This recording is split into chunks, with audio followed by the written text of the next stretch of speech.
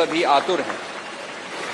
मैं माननीय प्रधानमंत्री जी से विनम्रता पूर्वक निवेदन करूंगा कि वे इस सभा को अपने विचारों से अनुग्रहित करने की कृपा करें।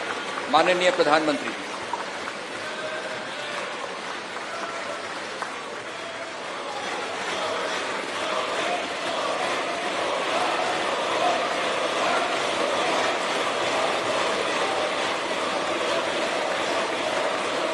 लोकसभा के स्पीकर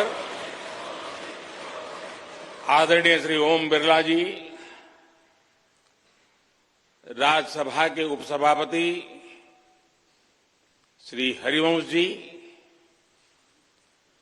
माननीय सांसदगण, सभी वरिष्ठ जनप्रतिनिधि, विशिष्ट अतिथि, अन्य सभी महानुभाव और मेरे प्यारे देशवासियों, हर देश की विकास यात्रा में कुछ पल ऐसे आते हैं जो हमेशा के लिए अमर हो जाते हैं।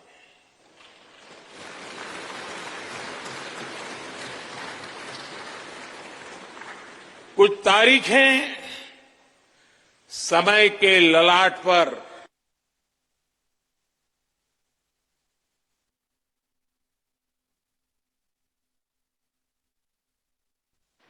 आज 28 मई 2023 का ये दिन ऐसा ही शुभ अवसर है।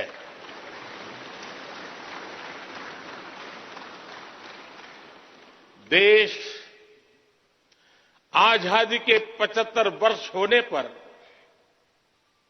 अमृत महोत्सव मना रहा है। इस अमृत महोत्सव में भारत के लोगों ने अपने लोकतंत्र को संसद के इस नए भवन का उपहार दिया है।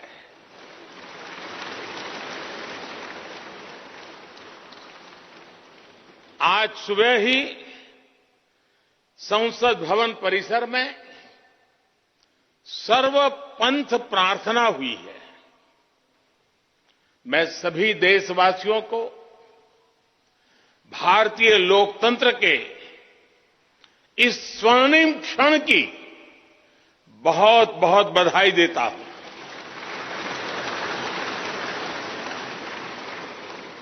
साथियों, ये सिर्फ एक भवन नहीं है, ये 140 करोड़ भारतवासियों की आकांक्षाओं और सपनों का प्रतिबिंब है।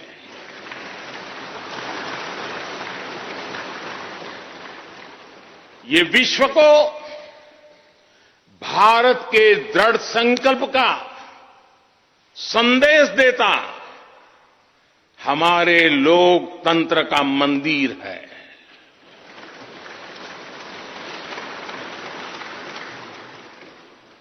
ये नया संसद भवन योजना को यथार्थ से, नीति को निर्माण से, इच्छा शक्ति को क्रिया शक्ति से, संकल्प को सिद्धि से जोड़ने वाली अहम कड़ी साबित होगा। ये नया भवन हमारे स्वतंत्रता सेनानियों के सपनों को साकार करने का माध्यम बनेगा।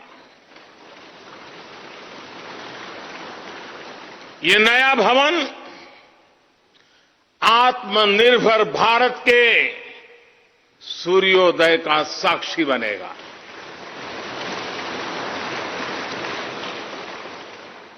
ये नया भवन विकसित भारत के संकल्पों की सिद्धि होते हुए देखेगा।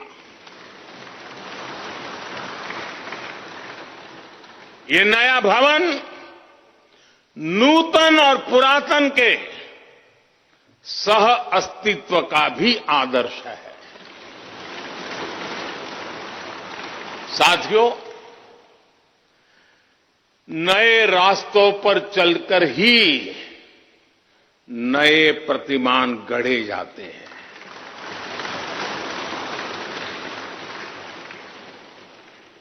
आज नया भारत नए लक्ष्य तय कर रहा है, नए रास्ते गढ़ रहा है, नया जोश है, नया उमंग है, नया सफर है, नई सोच है, दिशा नई है, दृष्टि नई है, संकल्प नया है, विश्वास नया है।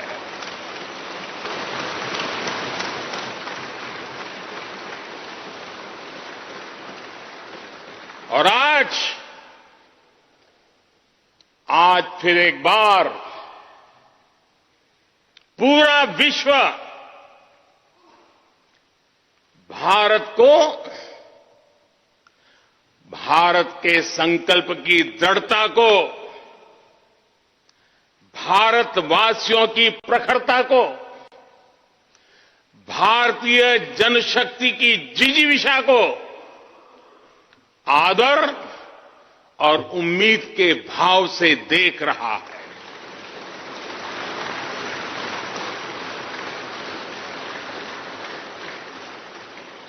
जब भारत आगे बढ़ता है तो विश्व आगे बढ़ता है।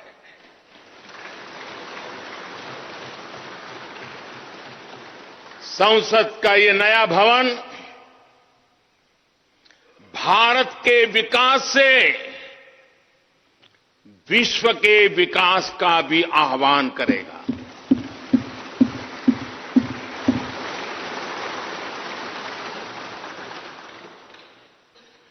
साथियों, आज इस ऐतिहासिक अवसर पर कुछ देर पहले संसद की इस नई इमारत में पवित्र सेंगोल की भी स्थापना हुई है।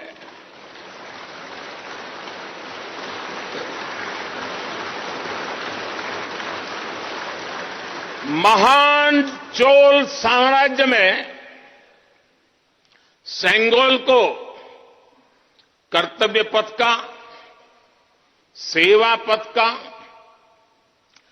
राष्ट्र पथ का प्रतीक माना जाता था।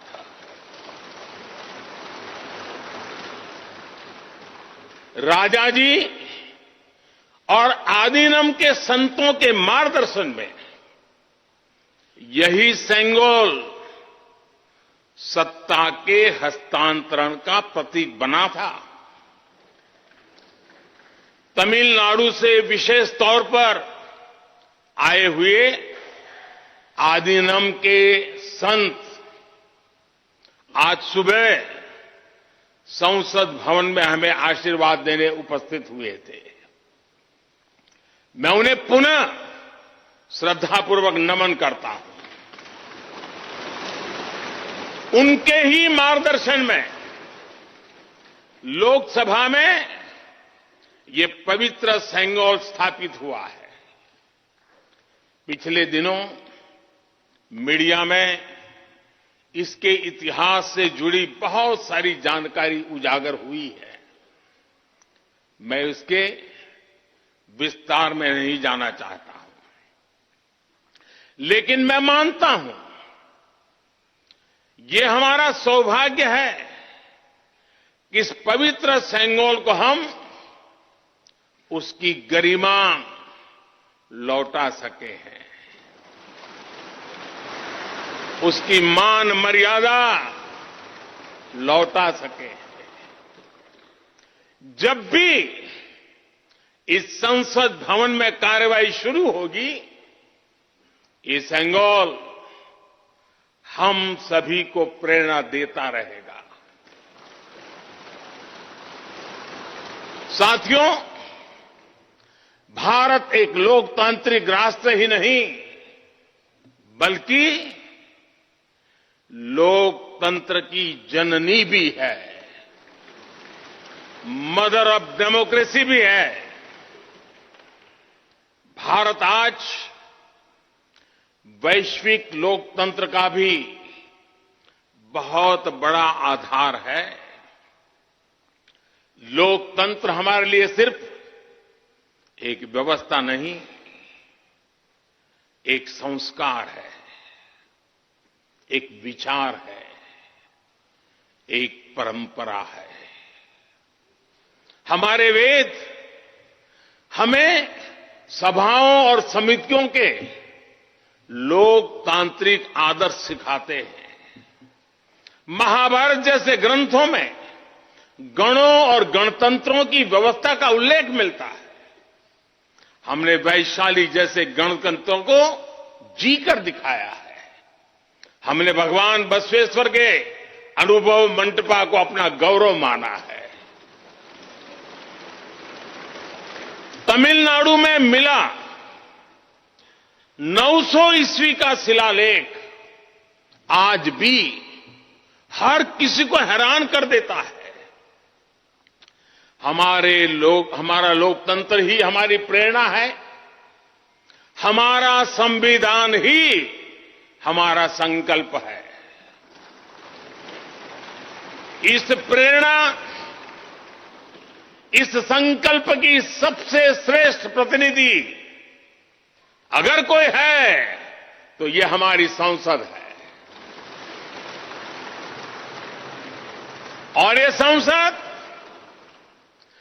देश की जिस समृद्ध संस्कृति का प्रतिनिधित्व करती है, उसका उद्घोष करती है।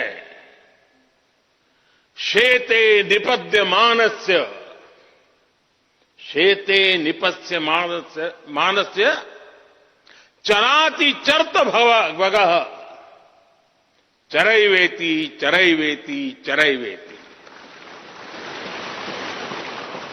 कहने का तात्पर्य, जो रुक जाता है उसका भाग्य भी रुक जाता है, लेकिन जो चलता रहता है उसी का भाग्य आगे बढ़ता है, बुलंदियों को छूता है। और इसलिए चलते रहो, चलते रहो। गुलामी के बाद हमारे भारत ने बहुत कुछ खोकर अपनी नई यात्रा शुरू की थी। वो यात्रा कितने ही उतार चढ़ावों से होते हुए, कितनी ही चुनौतियों को पार करते हुए आजादी के अमृत काल में प्रवेश कर चुकी है। आजादी का ये अमृत काल विरासत को सहेजते हुए विकास के नए आयाम गढ़ने का अमृत काल है। आजादी का ये अमृत काल देश को नई दिशा देने का अमृत काल है। आजादी का ये अमृत काल अनंत सपनों को, असंख्य आकांक्षाओं को पूरा करने का अमृत काल है। इस अमृत काल का आह्वान है, इस अमृत काल का आह्वान है मुक्त मातृभूमि को, मुक्त मातृभूमि को नवीन प्राण चाहिए, नवीन पर्व के लिए नवीन प्राण चाहिए।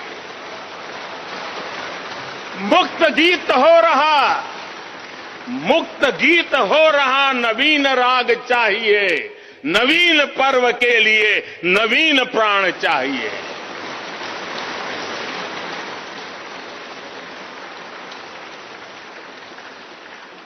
और इसलिए भारत के भविष्य को उज्जवल बनाने वाली इस कार्यस्थली को भी उतना ही नवीन होना चाहिए, आधुनिक होना चाहिए। साथियों, एक समय था जब भारत दुनिया के सबसे समृद्ध और वैभवशाली राष्ट्रों में गिना जाता था।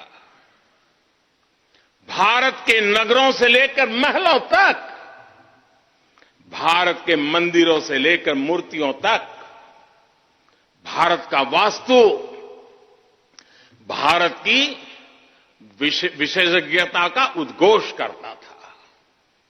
सिंधु सभ्यता के नगर नियोजन से लेकर मौर्यकालीन स्तंभों और स्तूपों तक, चोल शासकों के बनाए भव्य मंदिरों से लेकर जलाशयों और बड़े बांधों तक, भारत का कौशल विश्व भर से आने वाले यात्रियों को हैरान कर देता था।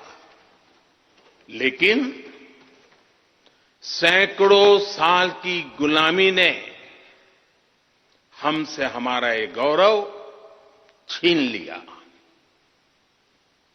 एक ऐसा भी समय आ गया जब हम दूसरे देशों में हुए निर्माण को देखकर मुग्ध होने लग गए। 21वीं सदी का नया भारत, बुलंद हौसले से भरा हुआ भारत, अब गुलामी की उस सोच को पीछे छोड़ रहा है। आज भारत प्राचीन कला की उस गौरवशाली धारा को एक बार फिर अपनी तरफ मोड़ रहा है और संसद की ये नई इमारत इस प्रयास का जीवंत प्रतीक बनी है। आज नए संसद भवन को देखकर हर भारतीय गौरव से भरा हुआ है। इस भवन में विरासत भी है, वास्तु भी है,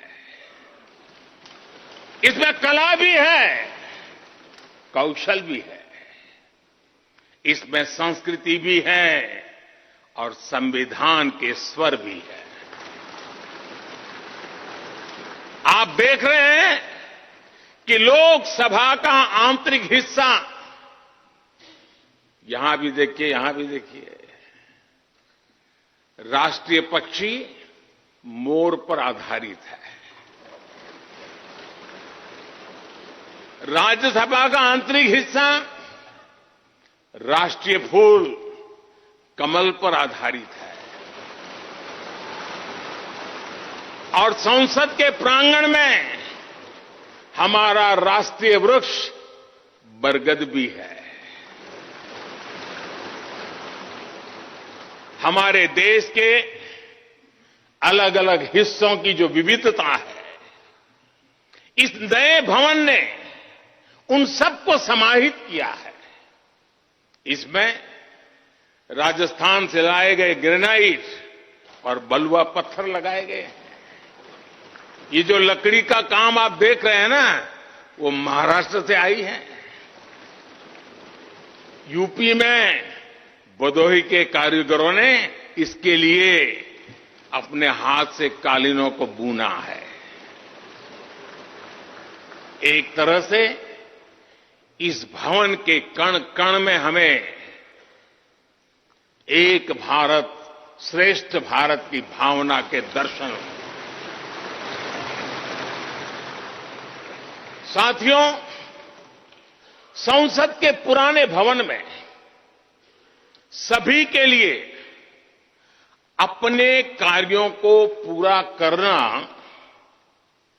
कितना मुश्किल हो रहा था, ये हम सभी जानते हैं। टेक्नोलॉजी से जुड़ी समस्याएं थी, बैठने की जगह से जुड़ी चुनौती थी। इसलिए ही बीते 1.5-2 दशकों से ये चर्चा लगातार हो रही थी कि देश को एक नए संसद भवन की आवश्यकता है। और हमें ये भी देखना होगा कि आने वाले समय में सीटों की संख्या बढ़ेगी सांसदों की संख्या बढ़ेगी, वो लोग कहां बैठते हैं? और इसलिए ये समय की मांग थी कि संसद की नई इमारत का निर्माण किया जाए। और मुझे खुशी है कि भव्य इमारत आधुनिक सुविधाओं से पूरी तरह लैस है। आप देख रहे हैं कि इस समय भी इस हॉल में सूरज का प्रकाश सीधे आ रहा है। बिजली कम से कम खर्च हो, हर तरफ लेटेस्ट टेक्नोलॉजी वाले गैजेट्स हों, इन सभी का इसमें पूरा ध्यान रखा गया है। साथियों, आज सुबह ही मैं इस संसद भवन को बनाने वाले श्रमिकों के एक समूह से मिला हूं। इस संसद भवन ने करीब 60,000 श्रमिकों को रोजगार देने का भी काम किया है। उन्होंने इस नई इमारत के लिए अपना पसीना बहाया है। मुझे खुशी है कि इनके श्रम को समर्पित एक डिजिटल गैलरी भी संसद में बनाई गई है और विश्व में शायद ये पहली बार हुआ होगा। संसद के निर्माण में अब उनका योगदान भी अमर हो गया है। साथियों, कोई भी एक्सपर्ट अगर पिछले 9 वर्षों का आकलन करे तो पाएगा कि ये 9 साल भारत में नव निर्माण के रहे हैं, गरीब कल्याण के रहे हैं। आज हमें संसद की नई इमारत के निर्माण का गर्व है, तो मुझे पिछले 9 साल में गरीबों के 4 करोड़ घर बनने का भी संतोष है। आज जब हम इस भव्य इमारत को देखकर अपना सर ऊंचा कर रहे हैं, तो मुझे पिछले 9 साल में बने 11 करोड़ शौचालयों का भी संतोष है, जिन्होंने महिलाओं की गरिमा की रक्षा की, उनका स्तर ऊंचा कर दिया। आज जब हम इस संसद भवन में सुविधाओं की बात कर रहे हैं, तो मुझे संतोष है कि पिछले 9 साल में हमने गांवों को जोड़ने के लिए 4 लाख किलोमीटर से भी ज्यादा सड़कों का निर्माण किया। आज जब हम इस इको फ्रेंडली इमारत को देखकर खुश है, तो मुझे संतोष है कि हमने पानी की एक एक बूंद बचाने के लिए 50,000 से ज्यादा अमृत सरोवरों का निर्माण किया है। आज जब हम इस नए संसद भवन की लोकसभा और राज्यसभा को देखकर उत्सव मना रहे हैं, तो मुझे संतोष है कि हमने देश में 30,000 से ज्यादा नए पंचायत भवन भी बनाए हैं। यानी पंचायत भवन से लेकर संसद भवन तक हमारी निष्ठा एक ही है, हमारी प्रेरणा एक रही। देश का विकास, देश के लोगों का विकास। साथियों, आपको ध्यान होगा 15 अगस्त को लाल किले से मैंने कहा था, यही समय है, सही समय है।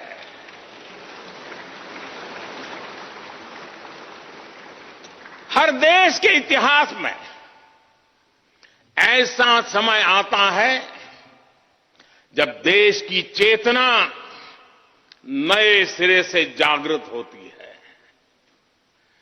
भारत में आजादी के 25 साल पहले, 47 के पहले 25 साल याद कीजिए, आजादी के 25 साल पहले ऐसा ही समय आया था। गांधी जी के असहयोग आंदोलन ने पूरे देश को एक विश्वास से भर दिया था। गांधी जी ने स्वराज के संकल्प से हर भारतवासी को जोड़ दिया था। ये वो दौर था जब हर भारतीय आजादी के लिए जी जान से जुट गया था। इसका नतीजा हमने 1947 में भारत की आजादी के तौर पर देखा। आजादी का ये अमृतकाल भी भारत के इतिहास का ऐसा ही पड़ाव है। आज से 25 साल बाद भारत अपनी आजादी के 100 वर्ष पूरे करेगा। हमारे पास भी 25 वर्ष का अमृत कालखंड है। इन 25 वर्षों में हमें मिलकर भारत को विकसित राष्ट्र बनाना है।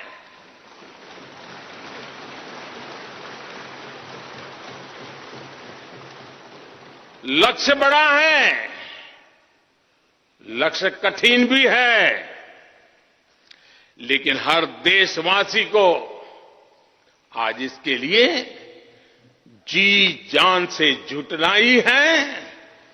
नए प्रण लेने हैं, नए संकल्प लेने हैं, नई गति पकड़नी है। और इतिहास गवाह है कि हम भारतीयों का विश्वास सिर्फ भारत तक ही सीमित नहीं रहता। हमारी आजादी की लड़ाई ने दुनिया के बहुत सारे देशों में उस समय एक नई चेतना जागृत कर दी थी। हमारी आजादी की लड़ाई से भारत तो आजाद हुआ ही, साथ ही कई देश आजादी की राह पर चल पड़े। भारत के विश्वास ने दूसरे देशों के विश्वास को सहारा दिया था। और इसलिए भारत जैसा विविधता से भरा देश, इतनी बड़ी आबादी वाला देश, इतनी सारी चुनौतियों से लड़ने वाला देश जब एक विश्वास के साथ आगे बढ़ता है तो इससे दुनिया के अनेक देशों को प्रेरणा भी मिलती है। भारत की हर सफलता आने वाले दिनों में दुनिया के अलग अलग भूभाग में अलग अलग देशों की सफलता के रूप में प्रेरणा का कारण बनने वाली है। आज यदि भारत तेजी से गरीबी दूर करता है तो ये कई देशों को गरीबी से बाहर आने की प्रेरणा भी देता है। भारत का विकसित होने का संकल्प कई और देशों का संबल बनेगा। इसलिए भारत की जिम्मेदारी और बड़ी हो जाती है। और साथियों, सफलता की पहली शर्त सफल होने का विश्वास ही होती है। ये नया संसद भवन इस विश्वास को नई बुलंदी देने वाला है। ये विकसित भारत के निर्माण में हम सभी के लिए नई प्रेरणा बनेगा। ये संसद भवन हर भारतीय के कर्तव्य भाव को जागृत करेगा। मुझे विश्वास है इस संसद में जो जनप्रतिनिधि बैठेंगे वे नई प्रेरणा के साथ लोकतंत्र को नई दिशा देने का प्रयास करेंगे।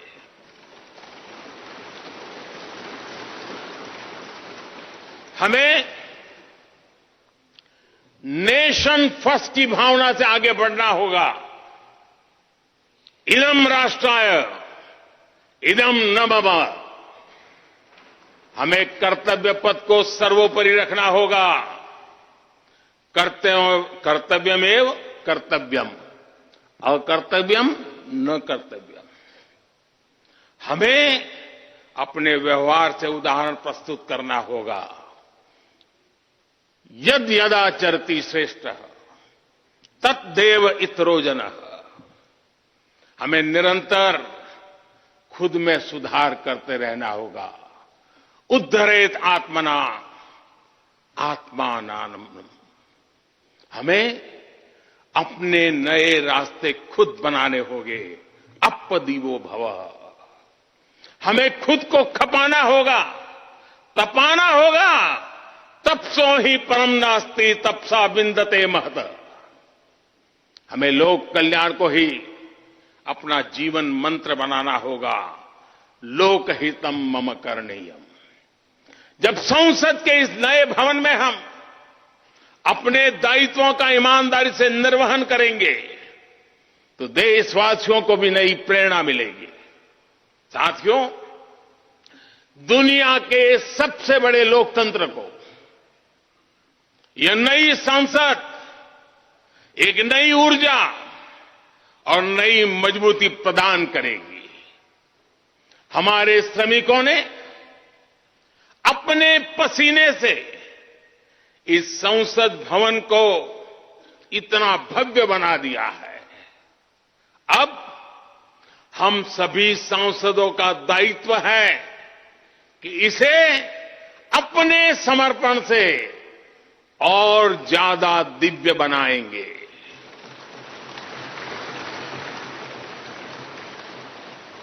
एक राष्ट्र के रूप में हम सभी 140 करोड़ भारतीयों का संकल्प ही इस नई संसद की प्राण प्रतिष्ठा है।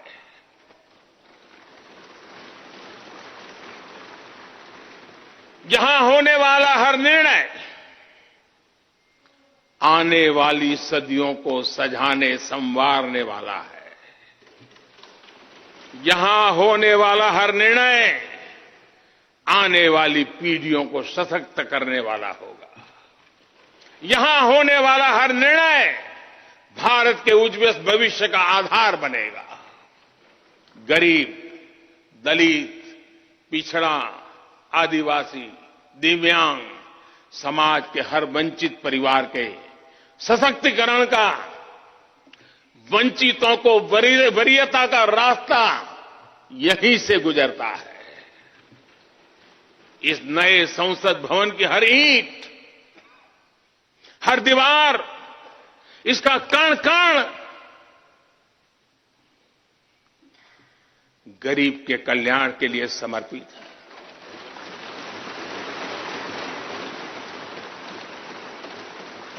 अगले 25 वर्षों में संसद के इस नए भवन में बनने वाले नए कानून भारत को विकसित भारत बनाएंगे। इस संसद में बनने वाले कानून भारत को गरीबी से बाहर निकालने में मदद करेंगे। इस संसद में बनने वाले कानून देश के युवाओं के लिए, महिलाओं के लिए नए अवसरों का निर्माण करेंगे। मुझे विश्वास है संसद का यह नया भवन नए भारत के सृजन का आधार बनेगा। एक समृद्ध, सशक्त और विकसित भारत नीति, न्याय, सत्य, मर्यादा और कर्तव्य पथ पर और सशक्त होकर चलने वाला भारत। मैं समस्त भारतवासियों को नए संसद भवन की फिर से बहुत बहुत बधाई देता हूं। धन्यवाद।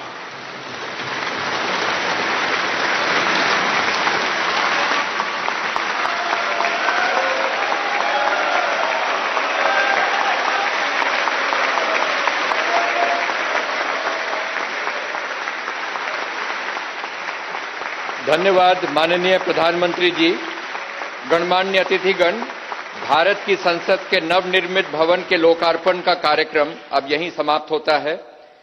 आप सभी को इस ऐतिहासिक अवसर पर पधारने के लिए हृदय से धन्यवाद। नमस्कार।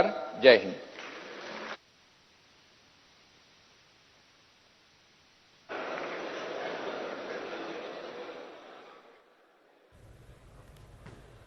તો પીએમ મોદીના હસ્તે દેશને આ ભેટ મળી છે। નવું સંપૂર્ણ જે સંસદ ભવન છે તે આપ જોઈ શકો છો। આધુનિક ભારતની આ નવી ઓળખ સાથે જ પીએમ મોદીના સંબોધનથી જે કાર્યક્રમ છે તેનું સમાપન થયું છે। તેમણે જણાવ્યું છે કે આપણે સતત સુધારો કરવાનો છે। સાથે જ આપણે શિલાન્યાસનું જણાવું, 2020માં તેનો શિલાન્યાસ કરવામાં આવ્યો હતો। લગભગ 2 વર્ષની અંદર આ જે સંસદ છે તે તૈયાર કરવામાં આવ્યું છે। સાથે જ આ સંસદને લોકો નવું ભારત પણ કહી રહ્યા છે। ખૂબ જ નવી રીતે આ જે સંસદ બનાવવામાં આવ્યું છે સંપૂર્ણ સ્વદેશી છે। તમામ વસ્તુઓ સ્વદેશી સાથે જ અલગ અલગ રાજ્યની જે ઓળખ છે તે તમામ રાજ્યોની ઓળખની વસ્તુઓ આ સંસદમાં મૂકવામાં આવી છે। અને સાથે જ વાત કરીએ તો નવા ભારતની આન બાન શાન તેને કહેવામાં આવી રહ્યું છે। લગભગ સવારે 7 વાગ્યાથી આ જે કાર્યક્રમ છે તે શરૂ થઈ ગયો હતો અને હવે આ કાર્યક્રમનું સમાપન થયું છે। નવું સંસદ ભવન જે દેશને સમર્પિત કર્યું છે પીએમ મોદીએ, તેના સીધા દ્રશ્યો મેં આપણે બતાવી રહ્યા છે। અત્યારે તો આ તમામ લોકો ત્યાં ઉપસ્થિત છે। નવું